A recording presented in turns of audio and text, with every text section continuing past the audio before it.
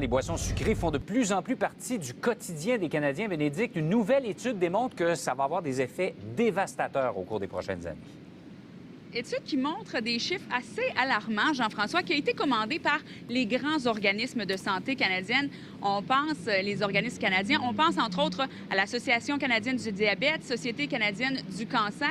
Et ce que ça démontre, c'est que pour les prochaines 25 années, et vous allez voir sur le tableau qu'on va vous préparer, qu'on vous a préparé, les chiffres le démontrent bien. On parle de 63 000 décès qui vont être causés par cette consommation de boissons sucrées, des coûts de plus de 50 milliards de dollars pour le système de santé. On parle de 3 millions de cas d'obésité, plus de 1 million de cas de diabète de type 2, des cancers, 100 000 cas de cancer, surtout du pancréas, également cancer du rein, cancer colorectal.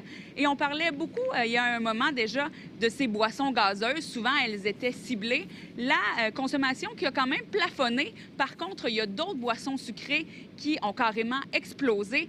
Je vous montre un autre tableau. On parle notamment de ces boissons énergisantes. Et plus de 638 d'augmentation. Les cafés sucrés aussi qui sont en augmentation constante. Et j'ai parlé un peu plus tôt avec le porte-parole de la Fondation de l'Association des maladies du cœur qui m'expliquait et qui nous démontre clairement qu'il y a des fois beaucoup plus de sucre qu'on peut le penser dans les boissons qu'on boit. On l'écoute.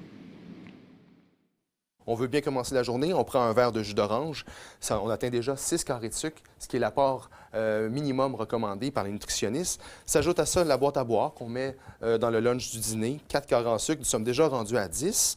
Et après ça, on va dire en soirée, profiter de la pizza et d'une boisson pour accompagner le tout, 10 carrés de sucre, donc au total 20 carrés de sucre, alors que le maximum recommandé est 12.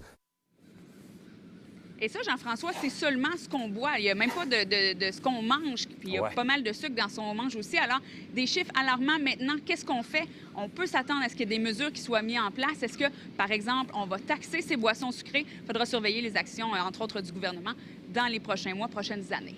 Merci, Bénédicte. Au revoir. Au revoir.